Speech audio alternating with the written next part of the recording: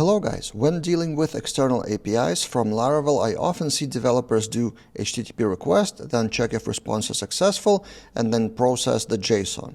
But what if the response was not successful? Or if the response from the external API is successful but provides the data not in the expected format or with the expected values? Here's an example, whether from external API, and if you don't handle the errors properly, you may end up with something like this on the website. For your customers, it would show the actual technical error and not in a human-friendly way. So in this video, I will show you 5 typical mistakes that Laravel developers may make when dealing with third-party APIs and unexpected responses from them. So what if something goes wrong? How do you handle it? And this video comes based on my new course on Laravel Daily called Laravel HTTP Client and Third-Party APIs. So I often look for topic ideas browsing Lara jobs offers or jobs on Upwork around Laravel, and I noticed that many of them mention something like this. So here are 2 examples: integration of REST APIs and third-party systems, and another example, creating and consuming REST APIs. So this is a hot topic, and this is why I decided to create a course using popular APIs like Stripe, Discord,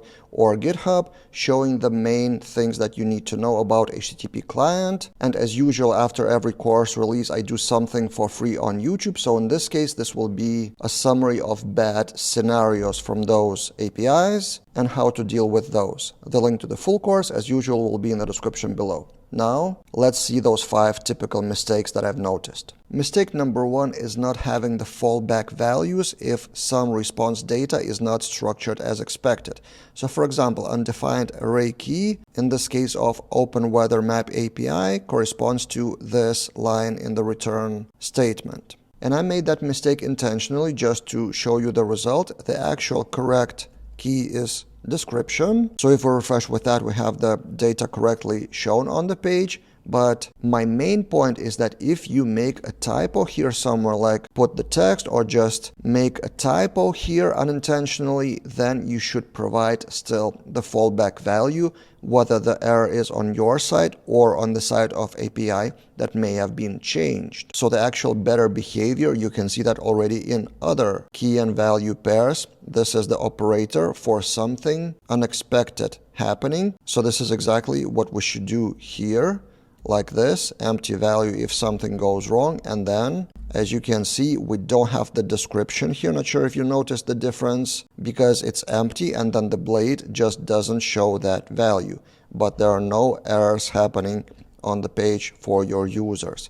So basically, mistake, and my message here is do not expect the data come 100% as you wish. The error may be on your side, especially when dealing with complex JSON structures and multiple levels of data. Like in this case, there's main, there's weather, there's wind, there's array with the first item in this case. So yeah, always have fallback values and think about the situation. What if some part of the data is missing? Your goal is to still show something useful on the page for your users, maybe skipping 1 or 2 parts that were not returned from that API. The second mistake is to not provide human-friendly messages. This is kind of about the same thing, but from a different angle. So I see often developers do if response successful, and then else. They, for example, throw an exception, and then they do try catch, and it seems like it's all done correctly. Try catch, we return the error, and then the error should be human-friendly, but we're just dealing with get message exactly as it was shown from PHP. So a better way, probably one of the ways, is to show friendly message in whatever case, something like whether data unavailable, or even better would be to provide the action what to do next, like try again later, and then we refresh and we have something like this in a more human-friendly way. I remember back in the day, the famous example of that was Twitter's so-called fail whale, which was shown like a picture in case of any errors, and this kind of started the movement of different, often animated error pages, kind of asking the users to cool down. It's all fine, we'll get back to you when we deal with the issues. But I want to emphasize not the animation and not any characters like whales, but be specific in a human-friendly language what they should do next. Is the error on their side or on your side, and how to potentially fix it. Mistake number 3 is not properly dealing with all the HTTP status codes that have been returned.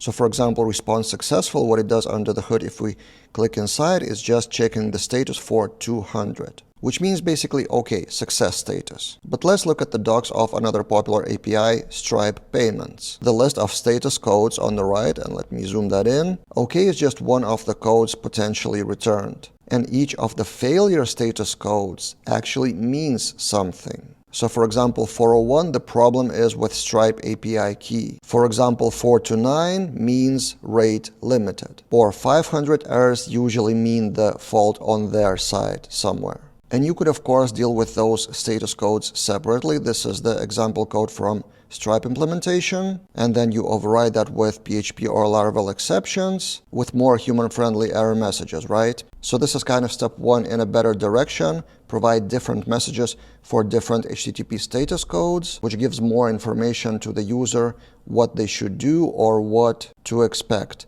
But even better way, in case of Stripe, they have their own official PHP library, PHP package. And this is the example from their documentation. So you call Stripe library, Stripe package function, and wrap try catch with their exceptions. So then you don't really care about HTTP status codes, you care about what possible exceptions may happen. And the official Stripe library, supported by the official Stripe developers, would actually tell you what happened. So kind of side point here is whenever the API has official PHP or Laravel package, it's always beneficial to use that instead of dealing with exceptions manually. But of course, not all the APIs have official PHP packages. Unofficial packages are risky, and you need to really trust the creators of those packages because they may get unsupported, especially with new API versions, or have other issues. And if the API doesn't have PHP or Laravel package, this is exactly the point of my course. I want to talk about Laravel HTTP client and various cases of it, so you would be able to apply that knowledge to any API, even if it doesn't have the official packages. But getting back to the point, mistake number 3 is to not deal with various HTTP status codes for different errors. And of course, you need to read the documentation of the APIs for those status codes because in some cases, they're pretty tricky. So in GitHub case, with rate limit, you may get not only 429 response, but also 403 forbidden response, which would mean the same rate limit. So yeah, for some status code, the meaning is clear. For others, please read the documentation of each vendor and each API. And another reason why those status codes are important in general HTTP status codes is they affect what we do next, which leads us to the next mistake points, which also include what HTTP status codes we return to the API calls from them to our servers, which is called webhooks, which is exactly the mistake number 4 I see often. With the example of the same Stripe, here's the docs. A webhook is something that Stripe is calling from them to your server if something happens, like successful payment confirmed or payment failed or something like that. So for example, in your Stripe payment form, after the payment is,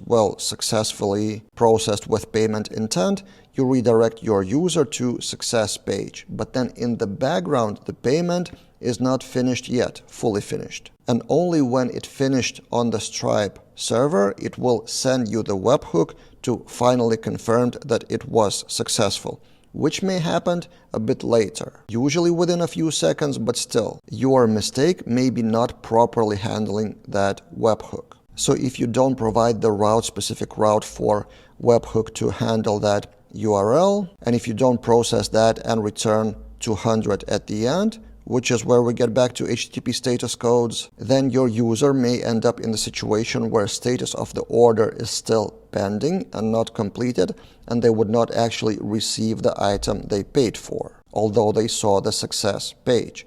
This is a pretty nightmare scenario, so please do not forget the webhooks and do not forget to return the correct status codes or process the errors in webhooks.